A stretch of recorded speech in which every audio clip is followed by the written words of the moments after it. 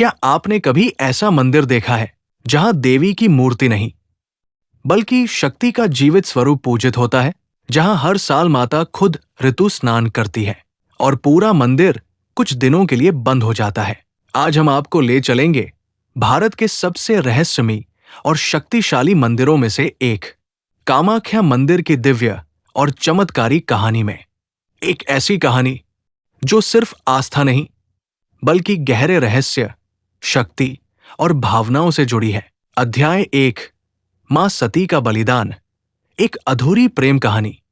बहुत समय पहले भगवान शिव और माता सती का विवाह हुआ, लेकिन माता सती के पिता राजा दक्ष इस विवाह से खुश नहीं थे। उनके मन में शिव के लिए घृणा थी। एक दिन राजा दक्ष ने एक विशाल यज्ञ का आयोजन किया, जिसमें उन्होंने पूरे देवताओं को आमंत्रित किया, लेकिन अपनी ही बेटी और दामाद को नहीं बुलाया। माता सती का दिल टूट गया। फिर भी वे अपने पिता के घर पहुंची, लेकिन वहां उन्हें अपमान और तिरस्कार के अलावा कुछ नहीं मिला। उस अपमान को सह न सकी माता सती ने उसी यज्ञ कुंड में कूदकर अपने प्राण त्याग दिए। अध्याय 2, शिव का क्रोध और तांडव।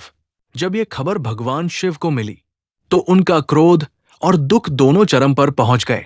उन्होंने माता सती के जले हुए शरीर को उठाया और पूरे ब्रह्मांड में तांडव करने लगे। इस तांडव से पूरा सृष्टि खतरे में पड़ गई। तब भगवान विष्णु ने अपने सुदर्शन चक्र से माता सती के शरीर के टुकड़े कर दिए। जहां जहां उनके अंग गिरे वहां शक्तिपीठों का निर्माण हुआ, और जहां माता सती का योनि भाग, गर्भस्थान गिरा, वही स्थान बना कामाख्या धाम। अध्याय 3, कामाख्या मंदिर का रहस्य। कामाख्या मंदिर किसी साधारण मंदिर जैसा नहीं है। यहां माता की कोई मूर्ति नहीं है, बल्कि एक प्राकृतिक गुफा के अंदर एक योनि आकार की चट्टान है, जिसे देवी का स्वरूप माना जाता है। इस चट्टान से हमेशा पानी बहता रहता है, जो एक दिव्य और चमत्कारी संकेत माना जाता है। यह स्थान स्त्री शक्ति, सृजन और जीवन का प्रतीक है। अध्याय 4, अंबुबाची मेला। जब मां करती है विश्राम। हर साल जून के महीने में यहां एक अद्भुत घटना होती है। माना जाता है कि इन दिनों मां कामाख्या मासिक धर्म में होती है। इस दौरान मंदिर 3 दिन के लिए बंद कर दिया जाता है और कोई पूजा नहीं होती। लेकिन चौथे दिन मंदिर के द्वार खुलते हैं और लाखों भक्त मां के दर्शन के लिए उमड़ पड़ते हैं। इस समय मिलने वाला लाल कपड़ा, अंबुबाची प्रसाद, बहुत ही पवित्र और चमत्कारी माना जाता है। अध्याय 5, एक सच्ची आस्था की कहानी, ह्यूमन इमोशनल टच।